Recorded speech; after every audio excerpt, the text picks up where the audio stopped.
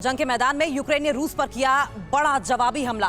Ukraine ने Donbas के Donetsk में रूसी टैंक को उड़ाने का वीडियो किया जारी। उधर खेरसोन में रूस और यूक्रेन के बीच भीषण लड़ाई जारी है। मारियोपोल को रूसी कब्जे से आजाद कराने को लेकर यूक्रेनी राष्ट्रपति जेलेंस्की ने कल सैन्य और खुफिया अधिकारियों के साथ बैठक की है। और इस बीच यूक्रेन के पड़ोसी देश पोलैंड के राष्ट्रपति ने कीव का दौरा कर रूस को कड़ा संदेश दिया है।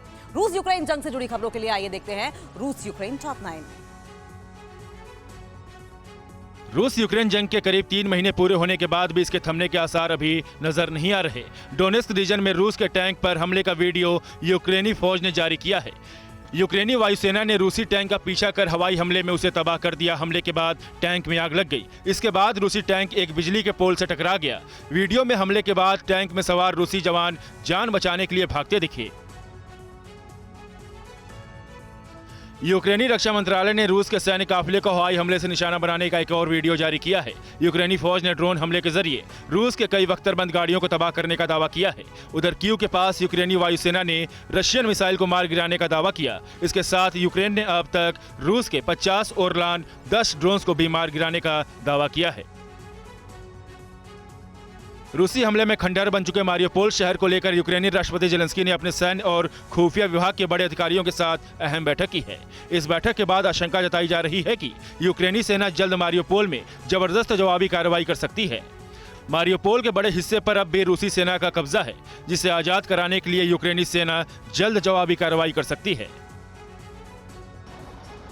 यूक्रेन के खेरसोन में रूस लगातार हमले कर रहा है। खेरसोन में रूसी फौज यूक्रेन के प्रतीक चिन्हों को ध्वस्त कर रही है। खेरसोन पर कब्जे का दावा रूस बहुत पहले कर चुका है, लेकिन यूक्रेनी फौज भी हथियार डालने को तैयार नहीं है। खेरसोन में बीती रात भी रूस और यूक्रेन के बीच भीषण जंग हुई है।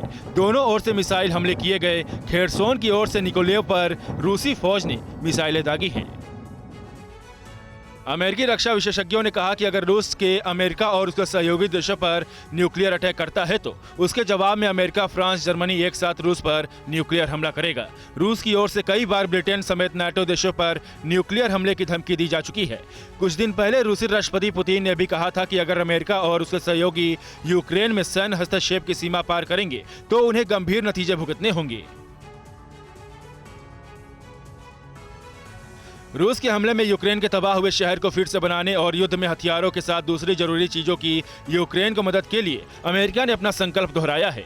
अमेरिकी रक्षा मंत्री लॉयड ऑस्टिन आज यूक्रेन संपर्क समूह की दूसरी बैठक की मेजबानी करेंगे। ये बैठक वीडियो कॉन्फ्रेंसिंग के जरिए होगी, जिसमें यूक्रेन को मदद मुहैया कराने पर चर्चा होगी। इससे पहले ऑस्टिन ने रामस्टीन एयरबेस पर ऐसी ही बैठक बुलाई थी। रूसी हमलों के बीच कल पोलैंड के राष्ट्रपति आंद्रेज डूडा यूक्रेन की राजधानी कीव के दौरे पर पहुंचे।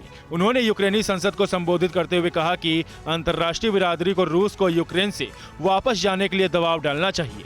आंद्रेज डूडा ने कहा कि पोलैंड और यूक्रेन की दोस्ती में कोई दरार पैदा नहीं कर सकता है। पोलैंड रूस के हमले की परवाह किए बिना यूक्रेन की मदद करता रहा है। पोलैंड की मदद के लिए राष्ट्रपति जेलेंस्की ने आभार जताया है। यूक्रेन के खिलाफ जारी जंग को खत्म करने के लिए रूस की ओर से बातचीत की पहल की गई है।